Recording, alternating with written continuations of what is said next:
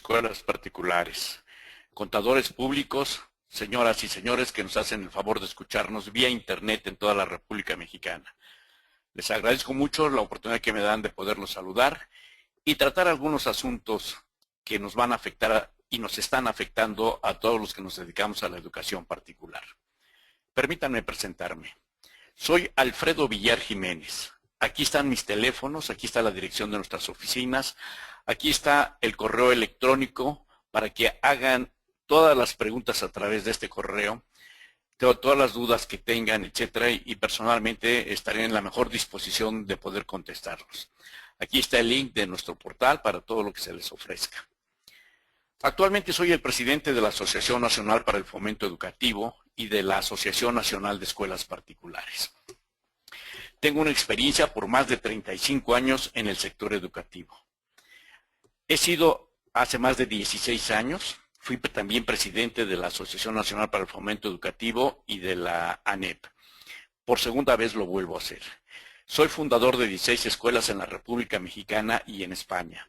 Esto quiere decir que soy un director igual que ustedes, que tiene los mismos problemas, que vive los mismos problemas y que tengo algunas soluciones que precisamente son las que quiero compartir con ustedes. Soy también representante de las escuelas particulares ante FAEPLA, con sede en Buenos Aires, Argentina. FAEPLA es la Federación Latinoamericana de Escuelas Particulares, lo que me ha dado la oportunidad de conocer los sistemas educativos de diferentes países latinoamericanos, a los cuales he ido a dar conferencias, las he recibido y hemos cambiado mi información. También soy el representante de México ante la Confederación Mundial de Escuelas Particulares con sede en Roma, Italia, lo que me ha permitido también conocer los sistemas educativos de otros continentes y a los cuales también he ido a dar conferencias, las he recibido y hemos intercambiado información. He sido presidente del Club de Leones y he sido presidente de la Asociación Nacional de Ejidatarios, Colonos y Comuneros. El día de ahora vamos a ver algunos problemas que en estos momentos las escuelas particulares están enfrentando, pero que va a ser más grave a partir del día 1 de enero del 2014. Se nos complica más la situación y eso es precisamente lo que tenemos que ver, cómo podemos regularizarnos y cómo podemos defendernos de todas las arbitrariedades que muchas autoridades están cometiendo en contra de las escuelas particulares. Y además, cumplir con nuestras verdaderas obligaciones, no las que nos quieren imponer a través de acuerdos, de circulares, de reglamentos, etcétera, sino realmente de acuerdo todo apegado a la ley, que prevalezca el Estado de Derecho. En estos momentos, uno de los principales problemas que tienen las escuelas particulares es que nos hicieron contribuyentes del IETU, del impuesto empresarial a tasa única, cuando nosotros somos realmente no contribuyentes y sin fines de lucro de ningún impuesto.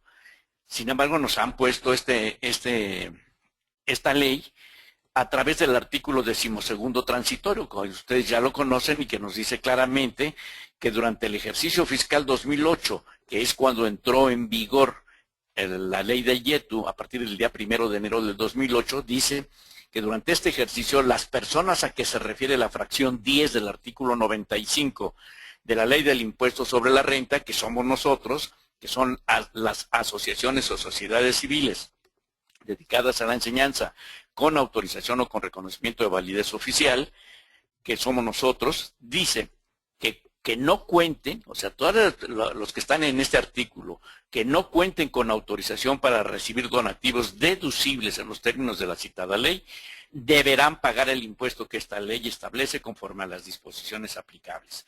Entonces, esto es lo que nos metió en un problema a partir del día 1 de enero del 2008 que entró en vigor esta ley. Y desde entonces se supone que somos contribuyentes. Y así es como está llegando Hacienda a todas las escuelas a exigir que se pague este impuesto por todas las escuelas particulares. Entonces, aquí es donde hemos venido, se están teniendo problemas gravísimos en toda la República Mexicana. Inclusive, ustedes deben saber que el Seguro Social y la Secretaría de Hacienda hicieron un pacto. Aquí está el director anterior del SAT, que es Alfredo Gutiérrez Ortiz Mena, que ahora es ministro de la Suprema Corte de Justicia, y el director anterior del Seguro Social, Daniel Caram. Ellos hicieron un pacto que sigue vigente y que dice: El IMSS firmó ayer un convenio de colaboración con el Servicio de Administración Tributaria, que es el SAT, en el que ambas dependencias se comprometen a simplificar los procesos de afiliación y de recaudación a cargo de los contribuyentes y patrones. Y luego nos dice, de igual forma, el SAT y el Seguro Social, ojo, intercambiarán información fiscal al aprovechar la evidencia documental, las bases de datos, los expedientes y registros que provengan de otras autoridades o particulares.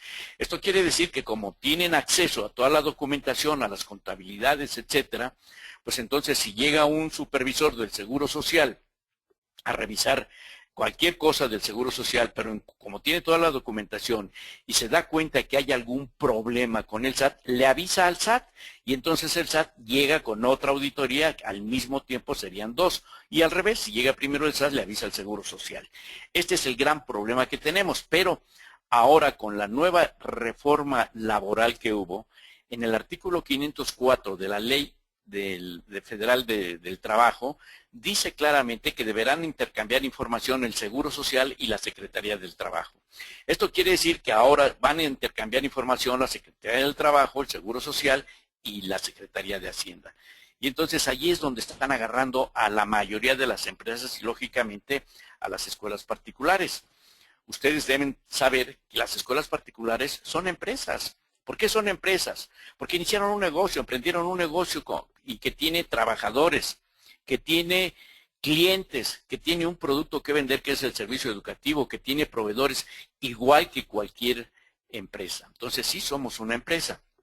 Nada más que estamos en un nicho muy privilegiado que debemos aprovechar y debemos defender sobre todo que no nos quiten ese nicho, porque además ya tenemos derechos adquiridos que nadie puede quitarnos.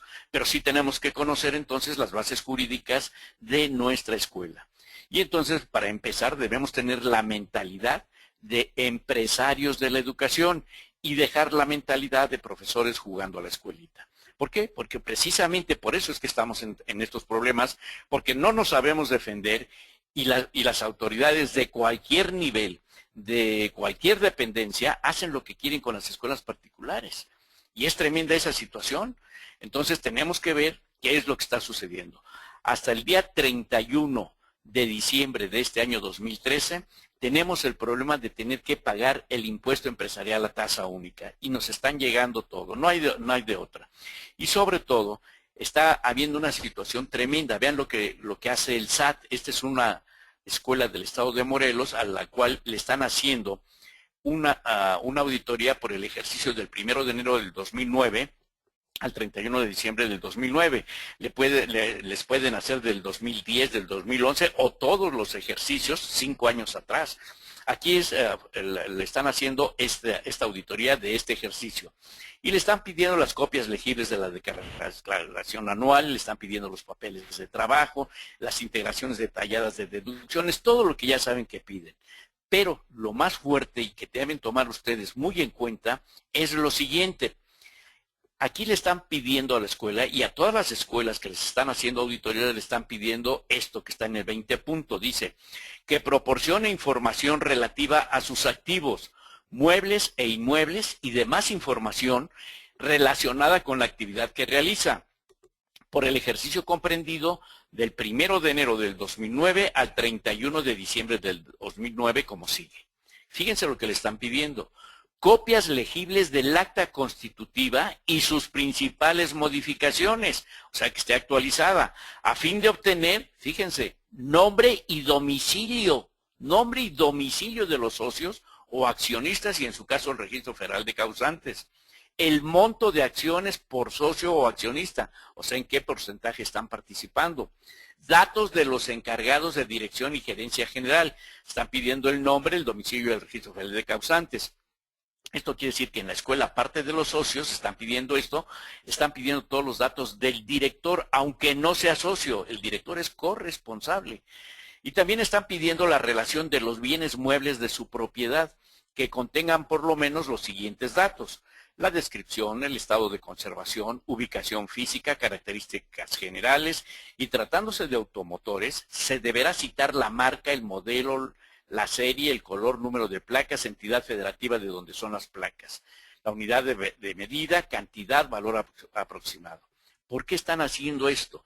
Porque en cuanto ellos presumen que no se ha pagado algún impuesto o que está mal hecho el cálculo de los impuestos, entonces se van al bloqueo de las cuentas de la escuela y se van al embargo de todos los bienes de la escuela. Pero si ellos consideran que no es suficiente, se van entonces a bloquear las cuentas de los socios y del director, las cuentas bancarias, así como los embargos a las casas de dichas personas, ¿no? Entonces vean ustedes el gran problema en el que está habiendo, se están metiendo todas las escuelas.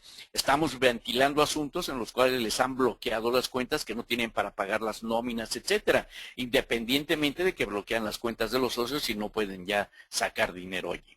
Entonces vean ustedes los grandes problemas, los embargos que hay y toda la cosa, ¿no? Entonces, ¿qué es lo que tenemos que hacer? Pues defendernos. ¿Qué fue lo que sucedió? Que la mayoría de las escuelas no se defendió. Muchos están con el grave error de los contadores de presentar las declaraciones en ceros. De todos modos, si se está presentando una declaración en ceros, quiere decir que salieron a mano, no tuvieron para pagar los impuestos, pero ya reconocieron que son afectos a este impuesto y que están reconociendo pues, algo que es increíble. Están reconociendo que tienen actividades empresariales cuando las escuelas particulares no los tienen.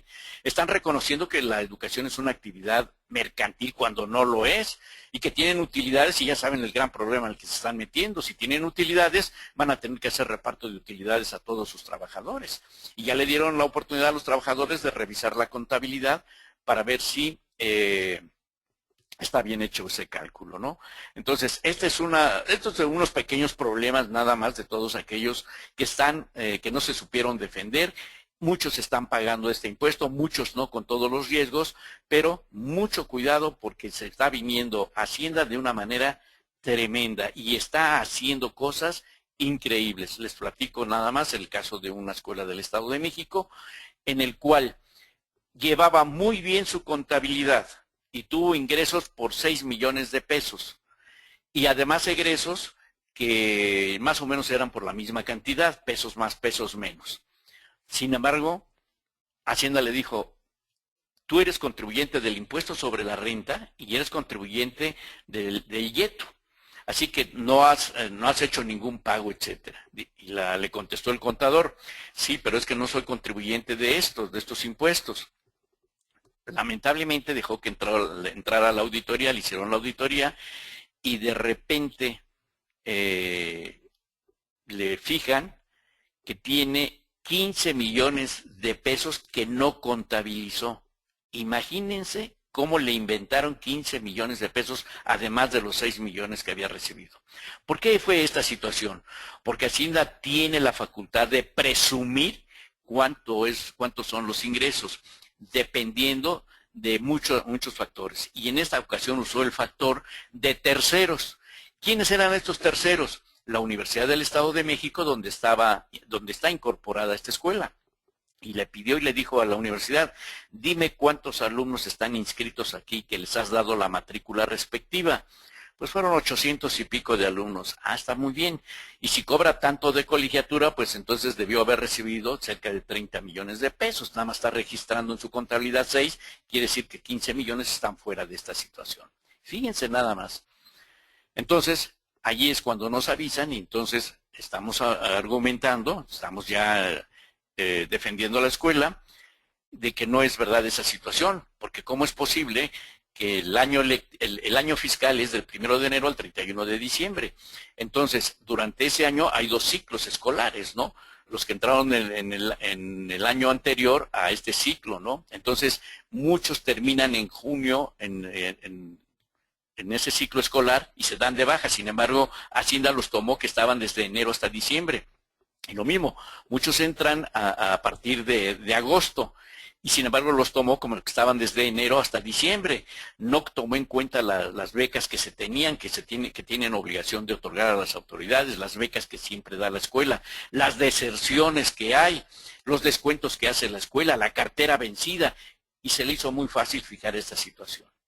Sin embargo, nos fuimos al amparo, estamos trabajando todavía en esta situación, cuando de repente le llega otra situación a esta escuela y le dice, te estamos fijando lo que tienes que pagar un crédito por lo que no has pagado de impuestos, multas, recargos, actualizaciones. ¿Y cuánto creen que le fijaron? 22 millones que tiene que pagar.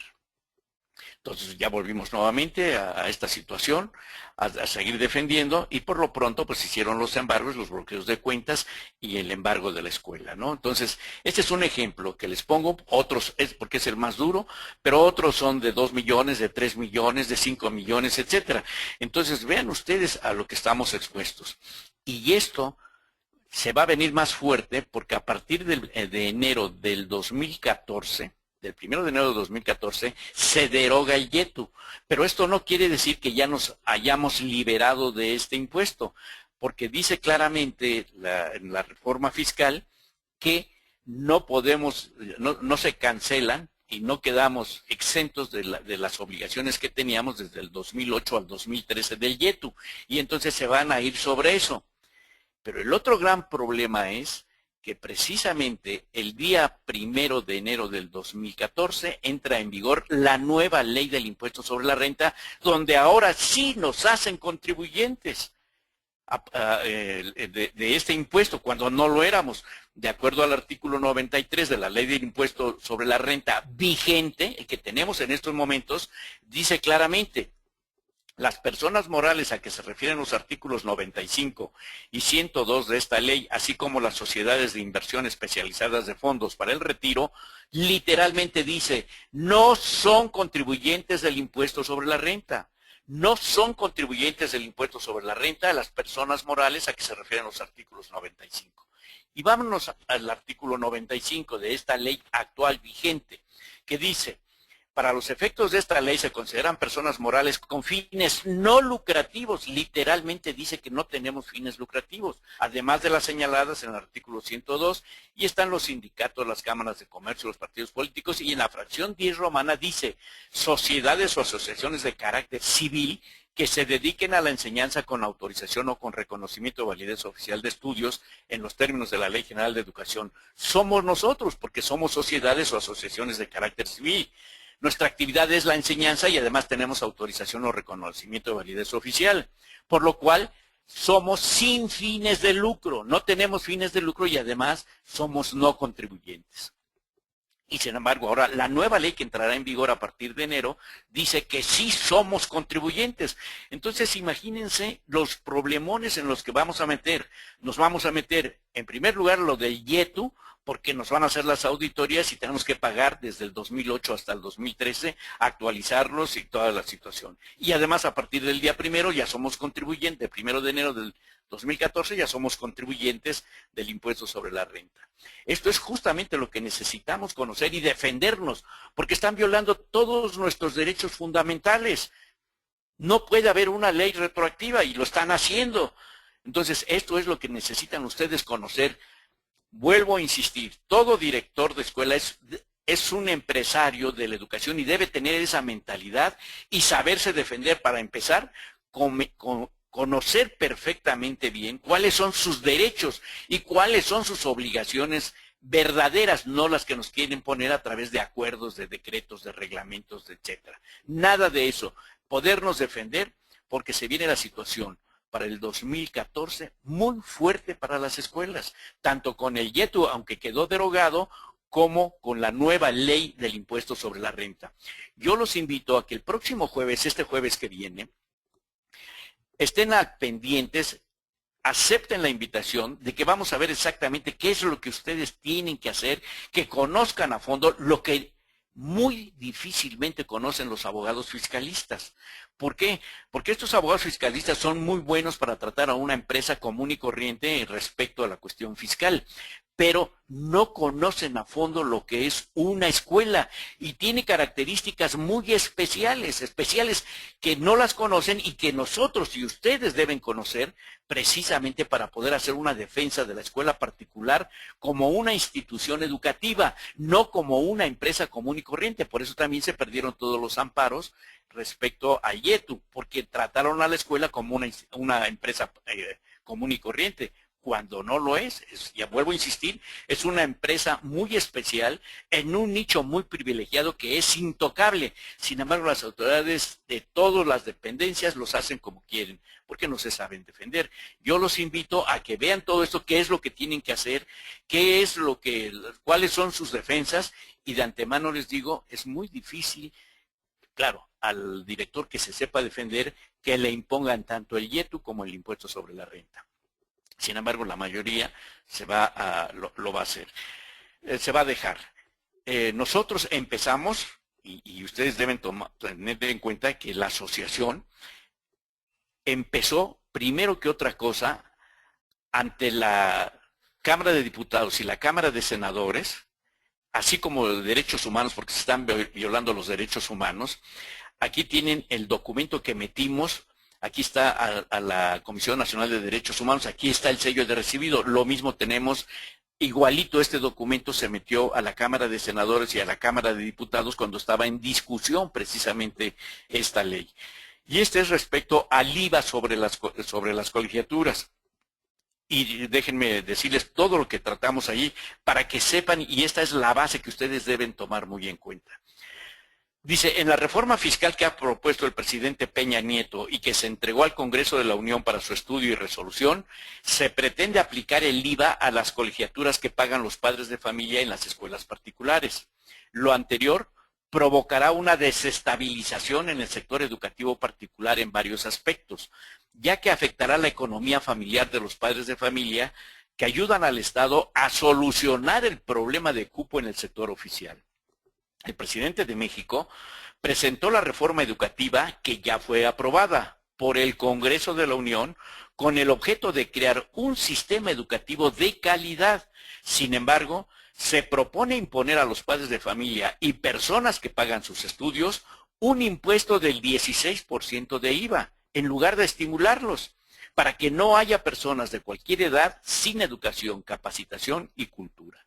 Sobre todo, que el gobierno no puede enfrentar este problema solo con impuestos. Se requiere, de una manera comprometida y responsable, la participación de la sociedad, como lo está haciendo en el sector educativo, pagando su educación, capacitación y cultura y dejando un lugar en las escuelas oficiales para personas que no tienen esa posibilidad de pago. La escuela particular no se ve afectada de manera directa, sino de manera indirecta, ya que la escuela no pagará este impuesto, por lo tanto, no afecta al IVA y no le afecta a su esfera jurídica, por lo que no procede juicio ni recurso alguno. Sin embargo, afecta directamente al padre de familia, ya que tendrá que pagar el 16% del impuesto sobre la colegiatura. Aquí procede el juicio de amparo por cada padre de familia que se vea afectado en su economía familiar y en su esfera jurídica. La escuela particular se verá afectada de manera indirecta porque habrá deserción de alumnos, caída de inscripciones y cartera vencida, porque el 80% de los padres de familia no podrán soportar esta carga económica fiscal. Habrá cierre de escuelas, ya que la situación económica del país ha hecho que las escuelas particulares en el ciclo escolar 2013-2014 tengan menor población. Y ahora con el IVA en las colegiaturas será un detonador para el cierre. Por lo tanto, el sector educativo nacional se verá presionado y perjudicado porque no existe la capacidad de dar atención a todos los alumnos que por necesidad tengan que dejar la escuela particular y buscar en el sector oficial un lugar que no se tiene. La prueba es los cientos de miles de rechazados. Además, habrá desempleo y afectará a la economía nacional, así como a muchos niños y jóvenes sin escuela. El gobierno nunca podrá dar solución de educación a más de 35 millones de mexicanos mayores de 15 años que no han terminado su educación básica, así como tampoco a 8 millones de analfabetas y menos a la capacitación técnica y profesional de los egresados de la educación básica y media superior. Por lo que es lamentable que se pretenda cobrar un impuesto a la gente que hace el sacrificio de pagar su educación y capacitación, pudiéndose así integrar a la vida laboral en las mejores condiciones, en lugar de estimular a estas personas y fomentar la participación de la sociedad en todos los sectores, para solucionar este problema que puede ser de seguridad nacional. Lo anterior no solamente va en contra de la reforma educativa y de la economía nacional, sino también en contra de la reforma laboral que pretende se capacite a todos los trabajadores, lo cual se verá entorpecido por el IVA en la capacitación y educación a los trabajadores. No habrá productividad ni competitividad, habrá problemas entre trabajadores, empresas y gobierno. El gobierno federal y el Congreso de la Unión deben tomar en cuenta que el imponer el IVA en colegiaturas viola el Estado de Derecho, ya que el artículo 3º constitucional menciona que la educación debe ser gratuita. Por lo tanto, de ninguna manera se puede cobrar un impuesto a los padres de familia y estudiantes que hacen un esfuerzo al pagar su colegiatura, para integrarse a su sociedad con dignidad. Además, se viola el artículo 31 de la Constitución en su fracción 1, que nos menciona que son obligaciones de los mexicanos hacer que sus hijos o pupilos concurran a las escuelas públicas o privadas para obtener la educación preescolar, primaria, secundaria, media superior y reciban la militar en los términos que establezca la ley. Por otro lado, es lamentable que se pretenda violar los tratados internacionales a los que México se comprometió y tiene obligación de cumplir, como son la Declaración Universal de los Derechos Humanos, que en su artículo 26 nos menciona que toda persona tiene derecho a la educación y que debe ser gratuita. También se viola la Convención Americana de los Derechos Humanos, que en su artículo 1.1 nos menciona que los Estados partes en esta convención se comprometen a respetar los derechos y libertades reconocidos en ella y a garantizar su libre y pleno ejercicio a toda persona, lo cual no se está respetando. Además, en el Protocolo de San Salvador, que es la ampliación de la Convención Americana, en su artículo 13 nos menciona que toda persona tiene derecho a la educación gratuita. Por lo tanto, no puede ponerse ningún impuesto para las personas que están pagando su colegiatura.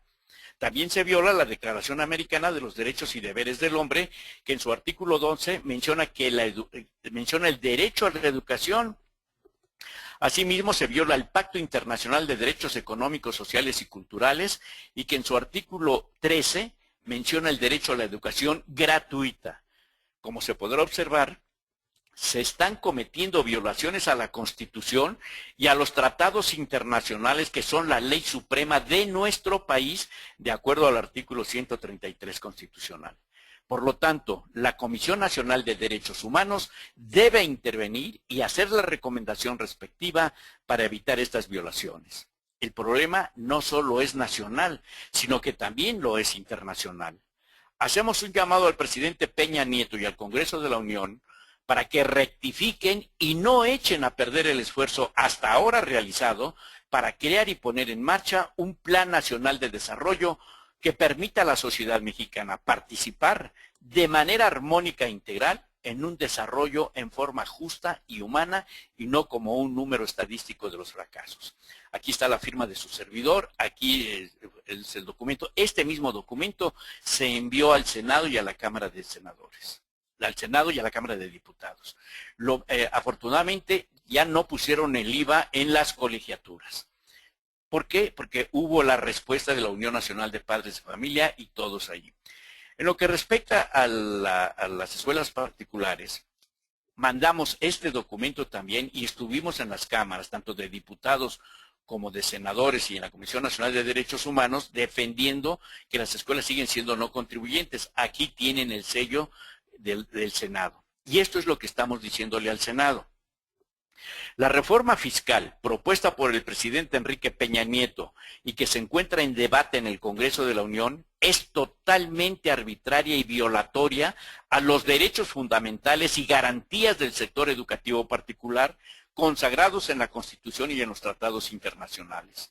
El sector educativo particular, compuesto por directores, maestros, personal administrativo, estudiantes y padres de familia, es una parte de la sociedad que coadyuva con el Estado de manera comprometida y responsable para la solución del problema educativo de nuestro país. Además, es parte integral del sistema educativo de México, de acuerdo a la Ley General de Educación. Por lo tanto, las escuelas oficiales y particulares deben tener un trato igual ya que tienen los mismos derechos y obligaciones de acuerdo a los artículos 3 y 31.1 de la Constitución. Además, las escuelas particulares tienen derechos adquiridos establecidos en las leyes fiscales, mismos que no pueden ser restringidos ni menoscabados, como se pretende, al querer obligar a las escuelas particulares a ser contribuyentes del impuesto sobre la renta, ya que se están violando las garantías de esos derechos establecidos en los artículos 14 y 16 de la Carta Magna. Por otro lado, se debe tomar muy en cuenta que de acuerdo a la Ley General de Educación, todas las escuelas particulares tienen la obligación de otorgar becas en un porcentaje que determine la autoridad educativa respectiva. Es decir, es una especie de impuesto en especie, por lo que actualmente se tienen más de 500,000 becas otorgadas a los estudiantes que no tienen cabida en el sector oficial, independientemente del servicio que prestan a cerca de 5 millones de estudiantes, a los cuales el Estado no les puede dar ese servicio. Por eso es intolerable que se pretenda gravar con un impuesto a estas instituciones, poniendo en riesgo al sector educativo nacional y crear un problema de seguridad nacional, afectando la economía de México y exponiendo a la comunidad educativa del sector particular a la inseguridad y al crimen organizado. También se viola el artículo 1 de la Constitución a discriminar al sector particular, ya que es solamente a estas personas morales que están establecidas en el artículo 95 de la Ley del Impuesto sobre la Renta, a las que se pretende hacer contribuyentes. Por el contrario, solicitamos se estimule, fomente, promueva y garantice la participación de la sociedad en la solución del problema educativo de nuestro país, todo apegado a derecho. Por lo anterior, hacemos un atento llamado al Congreso de la Unión para que se apegue al Estado de Derecho y se respeten los derechos fundamentales y garantías establecidas en la Constitución y tratados internacionales, dejando sin efectos la gravación del impuesto sobre la renta a las escuelas particulares. Aquí está la firma de su servidor, aquí está el documento que estuvimos viendo. Lamentablemente, la mayoría de las escuelas particulares son apáticas y no respondieron a esto, no apoyaron, y de allí precisamente que ahora somos contribuyentes del impuesto sobre la renta, a partir del día 1 de enero del 2014. Entonces, señores, ¿qué es lo que tenemos que hacer? ¿Estarnos humillando, estarnos hincando ante las autoridades que hagan lo que quieran? Van a ver los problemas que vamos a tener. Entonces yo los invito a que conozcan sus derechos, qué es lo que tienen que hacer para que a partir del día 1 de enero no nos hagan efectivo ni el YETU en relación al 2008 al 2013, ni que a partir del 2014 empecemos a pagar el impuesto sobre la renta. Tenemos todo para salir adelante, pero necesitan conocer esto. Y el jueves 28 los invito a que vean esta conferencia, tengan todo lo relacionado para su defensa. También una de las situaciones es todo lo relacionado con el Seguro Social. Ya vieron que hay una situación muy fuerte. Entonces, ¿qué es lo que está haciendo ahora el Seguro Social?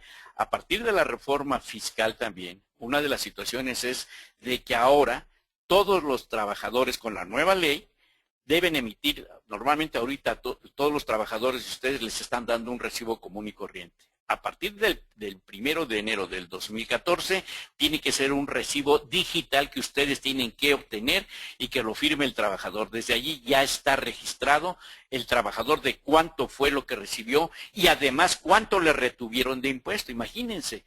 Y además está en el Seguro Social y lo tienen con el sueldo que realmente está percibiendo. Allí hay un gran problema también, y sobre todo en el caso de los profesores.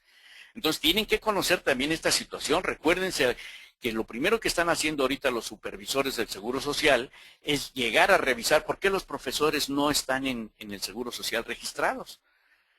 Y entonces, ¿y por qué están en asimilados a salarios? Y ustedes recuerdan que teníamos un acuerdo con el Seguro Social que era el 773/2000, que por cierto obtuvimos nosotros cuando Genaro Borrego era el director del Seguro Social.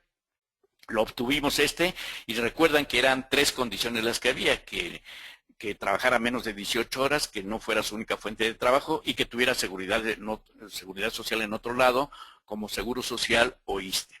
Sin embargo, fue derogado y ya todos, se les pidió que todos los maestros trabajaran así una hora, estuvieran en el Seguro Social. Sin embargo, muchos directores sí metieron a todos sus maestros al Seguro Social, muchos parte y parte no con los riesgos, muchos no los han metido con todos los riesgos y muchos ni se han enterado de que ya quedó derogado este acuerdo. Este acuerdo que dice, por medio del presente se deja sin efectos el acuerdo 773 emitido por este mismo órgano, ¿no? Entonces, ¿qué quiere decir? Señores, ustedes tienen defensa, si les cae el Seguro Social, de seguir usando este famoso acuerdo, que eso es lo que vamos a ver el próximo jueves también, cómo lo tienen que usar, independientemente también de que acabamos de obtener un nuevo acuerdo con el Seguro Social que es para nuestros socios. Ustedes lo ven aquí, que va dirigido a su servidor Alfredo Villar, presidente de la asociación, y que está firmado por el director general de Incorporación y Recaudación, que es el que nos manda las auditorías a nivel nacional. Y me menciona aquí, dice, en virtud de lo anterior, por la importancia que revisten dichos criterios para el ejercicio de las atribuciones de este instituto, con fundamento en el artículo 71, fracción 1, 3 y 21 del Reglamento Interior del Instituto Mexicano del Seguro Social, se le solicita se sirva hacer del conocimiento de sus asociados dicho acuerdo y los criterios para su debida observancia, los cuales se anexan. Y aquí este acuerdo que sacamos con el Seguro Social está extraordinario. ¿Por qué? Porque nos pone aquí que deben tener, dice, de esta manera, en el caso de los profesores de asignatura, independientemente de que sean contratados por jornadas completas, media jornada o por hora clase, en principio son sujetos de aseguramiento del régimen obligatorio del Seguro Social, de conformidad con lo dispuesto por el artículo 12, fracción 1 de la Ley del Seguro Social. Y vean lo importante, sin perjuicio de lo anterior, tratándose de profesores de asignatura, no serán considerados, ojo, no serán considerados sujetos de aseguramiento del régimen obligatorio del Seguro Social cuando se acrediten los siguientes hechos. Y uno de ellos es que la institución, o sea, la escuela, la institución educativa y el profesor, tengan celebrado un contrato de prestación de servicios profesionales en la forma y términos previstos en la legislación civil, no laboral, y tienen que hacer esto. Y el jueves precisamente es donde les vamos a decir cómo hacer este tipo de contratos. ¿Por qué? Porque no puede tener ningún elemento objetivo o subjetivo que lo haga aparecer como laboral. ¿Qué es un elemento objetivo? Si ustedes le dicen dónde debe dar las clases, pues ya hay subordinación, ya se convirtió en laboral el contrato. Si ustedes les dicen cuál es el horario que tiene que hacer, pues ya hay subordinación con mayor razón. Y si le dicen que tiene que checar la tarjeta, con mayor razón. ¿Se dan cuenta? Entonces, allí van a aprender a hacer el contrato. El jueves van a aprender a hacer ese contrato. No solamente ese contrato, sino también el contrato laboral. Aprovechando esta reforma laboral extraordinaria, hay diferentes tipos de contrato que pueden hacer, el que más les convenga, y van a aprender a hacer eso. Simplemente ustedes pídanle a un abogado laborista que les haga un contrato y van a ver lo que les va a cobrar. Entonces, ¿por qué mejor no aprenden ustedes a hacerlo? El jueves van a aprender a hacer esto y van a saber todo lo del Seguro Social, y sobre todo esto va para todos los socios. Lo mismo que el artículo 93 del impuesto sobre la renta. Cuando nos dicen que somos, que actualmente con esta ley somos no contribuyentes, porque así lo dice aquí el primer párrafo, que las personas morales a que se refieren los artículos 95, ya vimos que estamos allí, no son contribuyentes del impuesto sobre la renta. Sin embargo, dice, si eres contribuyente, porque estoy aplicando el último párrafo de este artículo que dice, en el caso de que las personas morales a que se refiere este título enajenen bienes distintos de su activo fijo, o presten servicios a personas distintas de sus miembros, deberán determinar el impuesto que corresponda a la utilidad por los ingresos derivados de las actividades mencionadas en los términos del título 2 de esta ley. O sea, los sindicatos, ¿de dónde reciben sus ingresos? Pues de las cuotas sindicales, son sus miembros. Las cámaras de comercio, ¿de dónde reciben sus ingresos? Pues de sus miembros, son las cuotas que dan. ¿Y las escuelas particulares de dónde reciben sus ingresos? ¿De sus miembros? No, de personas distintas a sus miembros, que son los padres de familia, y nos están aplicando esto. Entonces, cuando ustedes ven a su abogado fiscalista, les dice, sí te están aplicando esto porque estás prestando servicios profesionales a personas distintas a tus miembros y tienes que pagar el impuesto sobre la renta, y se van 5 años atrás. Así es que imagínense el problema. Sin embargo, nosotros tenemos un acuerdo que nos hizo con Hacienda, que va dirigido a su servidor, y que vean lo que nos dice. dice, en lo concerniente a su consulta de que si las escuelas particulares como sociedades o asociaciones de carácter civil que se dediquen a la enseñanza con autorización o con reconocimiento de validez oficial de estudios en los términos de la Ley General de Educación son o no contribuyentes de conformidad con lo previsto en el último párrafo del artículo 93 de la Ley del Impuesto sobre la Renta, ojo, al respecto se aclara que no les será aplicable dicha disposición a sus asociados, siempre que los ingresos percibidos correspondan a los pagos que por los servicios educativos prestados efectúen los alumnos que se encuentren inscritos en cada institución educativa que forme parte de la asociación que representa. Entonces, tenemos a todos nuestros socios garantizado que no les van a aplicar este último párrafo. ¿Y por qué nada más es para nuestros socios? Porque no puedo hablar a nombre de todas las escuelas. Ya me gané críticas con todo el derecho y con toda la razón de las escuelas particulares, y sin tú quién eres para hablar a nombre de nosotros. Tienen toda la razón, tienen todo el derecho de reclamarme. Por eso es de que hago nada más esto para nuestros socios. Dense cuenta lo que es importante estar agrupados, de que estemos intercambiando información y que estemos buscando acuerdos como ese del Seguro Social, como este de Hacienda, etcétera, para evitarnos problemas. Esto es lo que ustedes tienen que ver y actualizarse a partir del 2014 para que no tengan ningún problema, independientemente de otros problemas que podemos tener, como es, por ejemplo, el aviso de privacidad. El aviso de privacidad, la mayoría de las escuelas no lo tiene, y eso también lo vamos a ver. Recuérdense que con fecha 5 de julio del 2010 se expidió una nueva ley denominada Ley Federal de Protección Personal en Posesión de Particulares. Y las escuelas tienen hasta el 2 de enero para cumplir con esta obligación. De no hacerlo, pueden tener multas que van de 100 a 160,000 días de salario mínimo y que puede duplicarse hasta 320,000 días de salario mínimo y hasta de 3 meses a 3 años de prisión, que puede irse hasta 10 años de prisión. Entonces, señores, ¿por qué no nos actualizamos para el 2014? ¿Se dan cuenta el problema en el que vamos a estar ahora en el 2014? En el momento que caiga el IFAI y no le tengamos ese aviso de privacidad para darle que el padre de familia nos autorice a tener todas sus bases de datos y asegurarle la confidencialidad de estos datos y que nos dé la autorización para transferirlos a la Secretaría de Educación Pública. Imagínense que todos ustedes están mandando toda esa información a la Secretaría de Educación Pública sin el consentimiento de los padres de familia. ¿Saben lo que es eso? Entonces va a haber un problemón, pero fuerte. Entonces, ¿por qué no nos regularizamos en esta situación? Por el otro lado, estamos viendo el bullying. El bullying que cada vez va creciendo más y que es el problema número 1 escolar ya ahorita en las escuelas, aparte de la reprobación y deserción, que el bullying está siendo una de las grandes causas. Aquí puede llegar también a multas tremendas y aplicar la ley a las escuelas particulares con embargos de todo, porque tienen que pagar hospitalizaciones, prótesis, todo lo que se tenga que hacer si hay algún daño. Es tremenda esta situación, por eso es que ustedes tienen que conocer también qué es lo que tienen que hacer, porque va a ser muy duro ya todo en el 2014 para las escuelas particulares. Entonces, esta es otra de las cosas que también tienen que ver, y sobre todo, porque esta ley, la ley de Federal Protección de las Niñas, Niños y Adolescentes, que nos dice, a fin de garantizar el cumplimiento en su artículo 13, cumplimiento de los derechos establecidos en este capítulo, las leyes federales del Distrito Federal y de las entidades federativas podrán disponer lo necesario para que se cumplan en todo el país, que se cumplan las obligaciones de ascendientes o tutores o de cualquier persona que tenga a su cargo el cuidado de una niña, de un niño o de un adolescente, de protegerlo contra toda forma de abuso, tratarlo con respeto a su dignidad y a sus derechos, cuidarlo, atenderlo y orientarlo a fin de que conozca sus derechos, aprenda a defenderlos y a respetarlos de otras personas. Es fuerte lo que está sucediendo con el bullying.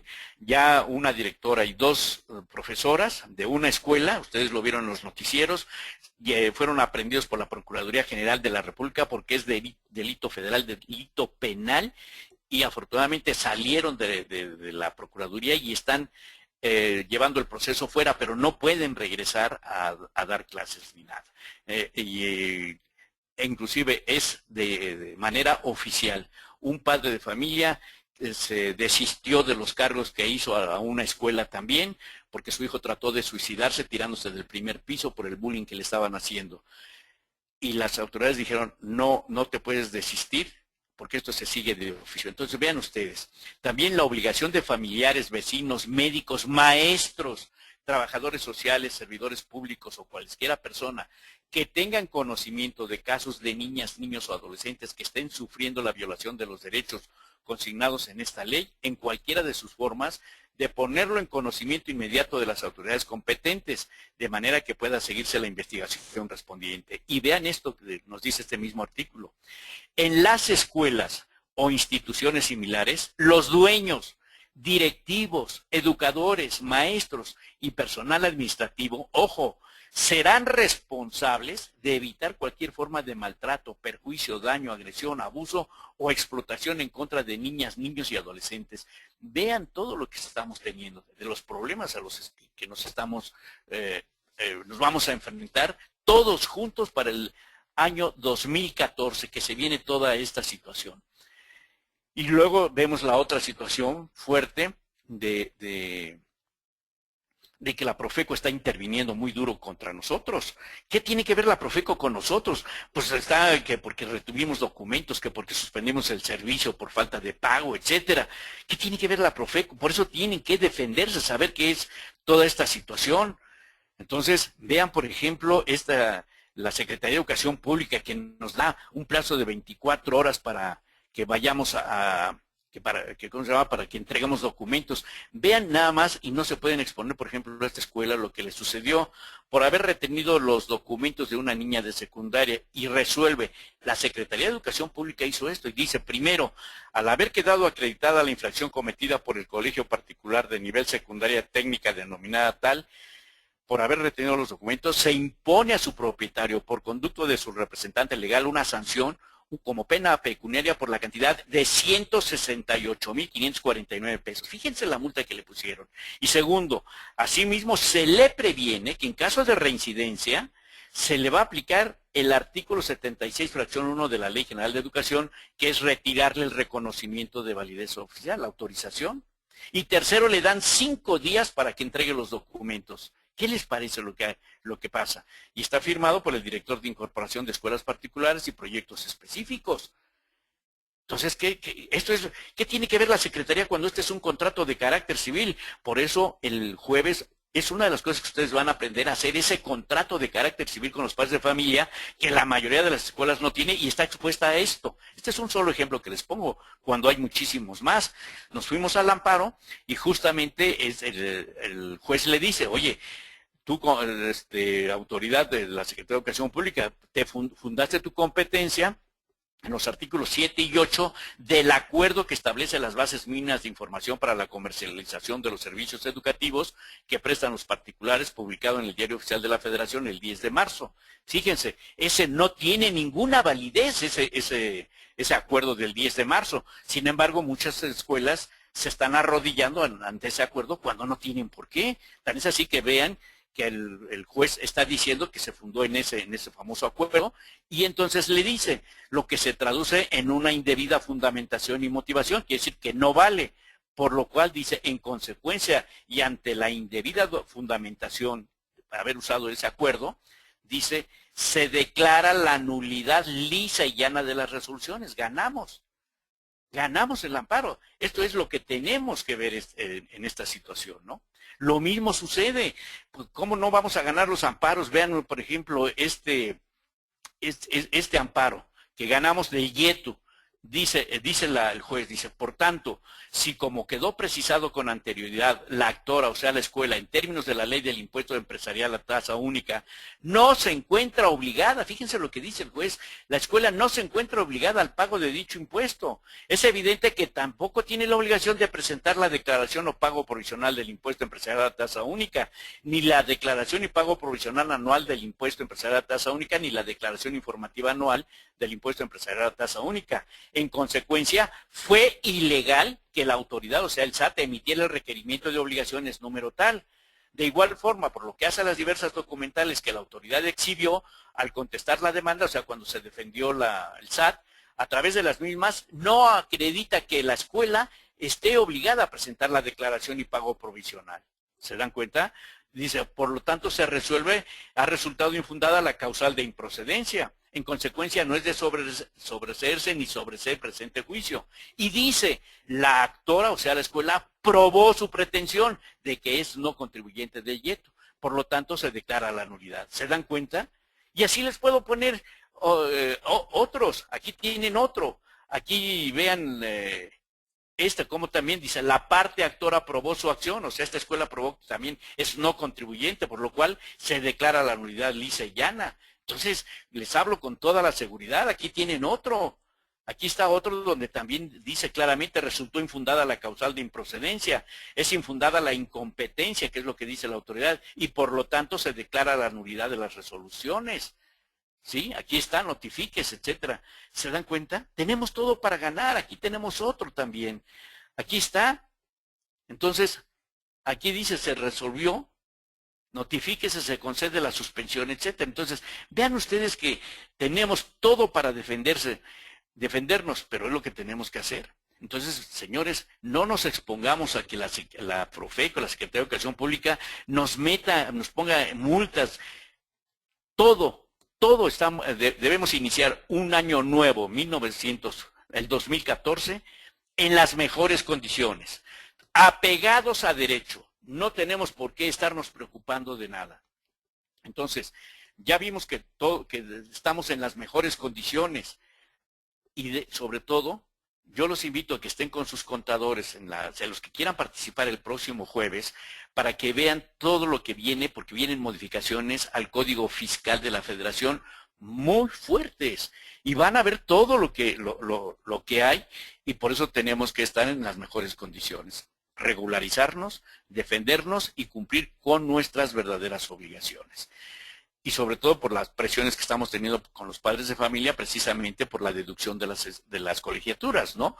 Que dice, decreto por el que se otorga un estímulo fiscal a las personas físicas en relación con los pagos de servicios educativos, y que nos están exigiendo, todavía en estos momentos, las facturas con todos los requisitos fiscales para poder deducir, cuando nosotros no tenemos obligación de emitir estos documentos, ¿no? Entonces, eso es todo esto lo vamos a ver el próximo jueves. Yo los invito a que vayamos a estas